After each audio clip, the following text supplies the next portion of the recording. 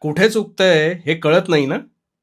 सगळं करून तरीही गोष्टी मनाप्रमाणे का होत नाहीत? हेच सुरू आहे ना डोक्यात. आता यावर उपाय सांगतो. तू शांतपणे ऐक. आणि हो, नुसता ऐकू नकोस, तो कृतीत सुद्धा आण. तू कधी स्वतःचं कपाट पाहिलंयस का रे?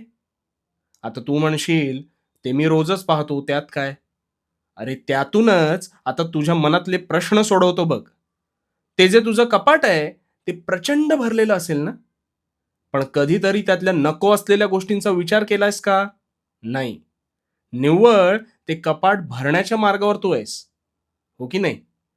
पण मग एक दिवस अशी गफलत होते, की हवी असलेली गोष्ट आपल्याला सापडत नाही. त्यावेळेस ती शोधत असताना तू ते कपाट अजून अस्ताव्यस्त करतोस आणि मग तसाच पुढे निघून जातोस. आता हे जे कपाट आहे ना, हे तुझ्या मस्तिष्काप्रमाणे आहे.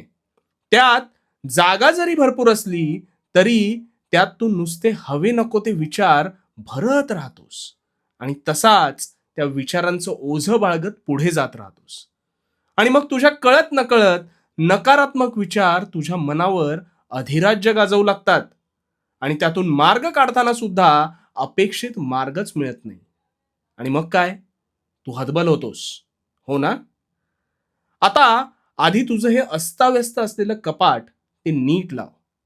मग ते लावत असताना नको असलेल्या गोष्टी क्षणाचाही विलंब न लावता त्यातून काढून टाक आणि निव्वळ आवश्यक गोष्टी ठेव.